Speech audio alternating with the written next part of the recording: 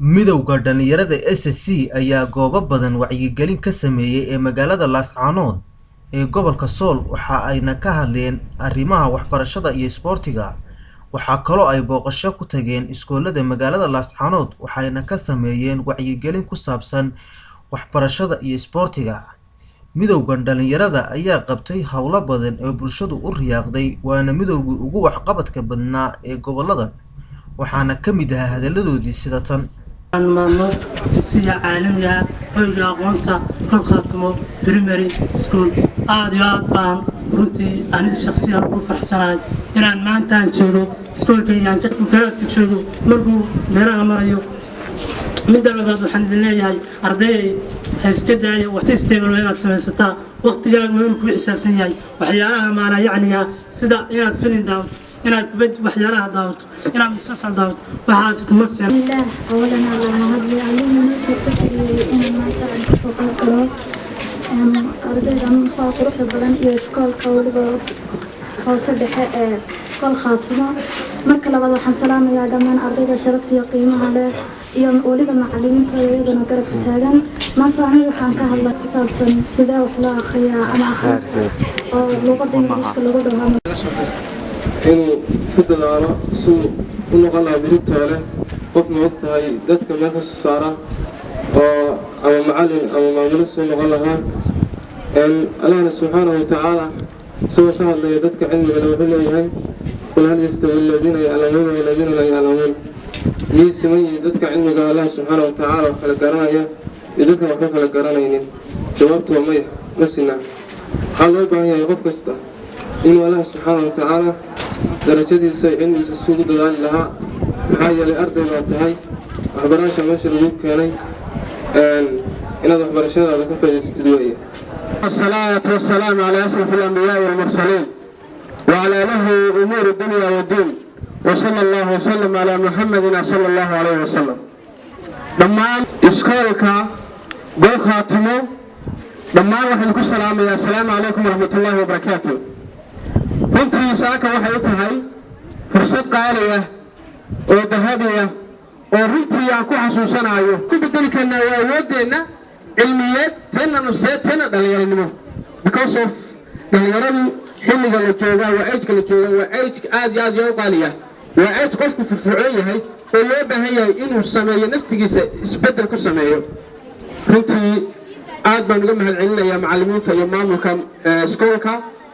oo runtii samray oo u samray inaan muddo yar halkan wax idinka soo jeedino oo runtii u samray inaan idin dhiirigelino si ay idinkuna waana idinku noqoto annagana noogu noqoto khayr iyo wanaag because of marka wanaagga la faafiyo ilaahay subxaana watacaala ajara laga helaa haddii xumaa la faafsadana waxaa laga helaa khayr waxaa laga reebaa sharaa laga helaa marka runtii waa wax aad iyo aad u qaaliya xilliga la joogana xilli kale dareemi doontaan baan filayaa annagu xilligaan ka joognay wax badan inaan dareensanay oo naga dhacdhaceen waa laga yaabaa laakiin maanta waxaad joogtaan fursad qaaliya waxaad haysataan wax aysan maanta aan annagu haysan ayaad idinku haysataan laakiin dareemi maysaano markaad gaadhaan baad dareemaysaan macallimiintu dareen nagula talin jireen warni wax akhriya oo wax qoro oo wax ilaaliya maanta annaga is amrayna kulay maalinta aan ahayn aad dareemi doontaan maalin sidan ka bedelay jawigeeda aad dareemi doontaan maalin runtii aad foofoor tahay oo lagaa rabo wixii aad soo dhaaftay in lagaagu itixaamo ayaad dareemi doontaan kulay qaar badan oo aydadeen ku jira daawadeedku waxaa loo baahan yahay inuu iskoolka magaciisa iyo sharaftiisa iyo maamulaha iyo macallimiinta ay kor u qaadaan waxaa loo baahan yahay inaad dadaashaan oo ku dadaashaan dhinaca waxbarashada aad xooga saartaan oo waxyaalaha kale aad xooga ka saartaan waxa loo baahan yahay qofkuna wuxuu wax ku qaybaa waa akhriyo qorid haddaa waxna akhrisid waxna qortid waxaad ogaataa dadka kale waa dhaafaysaa jaaniska ugu badan intii aad game ciyaari lahayd moobilkana in laga faa'iidaysto ayaaba fiican maxaa yeelay moobilka wax wanaagsan waa ku jiraan wax xunna waa ku jiraan haddii aad dhinaca wanaagga u isticmaashid dee wanaag baad ka helaysaa haddaad dhinaca xumaanta u isticmaashidna xumaanaad ka helaysaa waxaa loo baahan yahay inaad dhammaantiin moobiladiina aad ka faa'iidaysataan oo cilmigaad ka soo dhowdgaraysataan oo aad adduunyada sida ay ardaydu wax u barataan مناقشة discussion كي يلتان رنتي عادي بان يكون بغاين. الحمد لله الله سبحانه وتعالى أيام هذا عاوة نقدر بيارتي فريند ماشكا عنو تركني وبلدا SSC عنو كسرنا أوروكا United SSC أوروكا وحصاق بتوالو بدن إلى الشرق إلى مانتا حامل سو ديري جنيني أما سو عدي جنيني إسكولدا تجاردا أوروكا عاونا بلابل بيارتي ونسي فريند ماشكا مدام إسبورتيا يو education ama waxbarashadu dhalinyartu aad ugu baahan tahay in laga dhiirigeliyo ururku howlo badan buu soo qabtay oo ku saabsan deegaanada SSC runtii aad baan ugu hambalyeeyaa gudoomiyaha ururka Axmed Maxamed Qooche oo howlaha isku taxalujiyay inuu gaarsiiyo gobolada الله وبركاته ما waxa salaamaya kooxda maanta bilowday friend matchkeedii u horeeyay dhammaan ururweynaha United SSC-na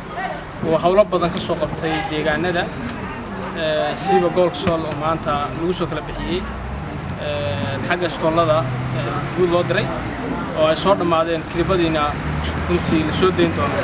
marka ujeedada koowaad ee aan u qabanay tartanka friend matchka aan isleenahay sii socdeena waxay kaliya tahay waxa waaye in isdhexgalka bulshada aan horumarino sida ay deegaanadu ay uga horumari lahaayeen deegaanada kale ee la siman takale waxa sidoo maxaa rajayn doonaa inaan socdaal ugu baxno magaalada Buuhoodle ee xarunta gobolka Cayn iyo caasimadda magaalada Cerigabo ee gobolka Sanaag in ayagana aan socdaal ugu baxno insha Allah rajayn doonaa United SSC ay ugu baxaan marka waxa rajayn doonaa inta aan baaq u dirnaba inay soo jawaabaan oo ay mandate-ka ay ku joogaan maanta ay yihiin gobolkan oo kaliya marka waxaan doonaynaa in Cabdiqani Cali Faarax Cabdiqani Video CNA TV magaalada Laascaanood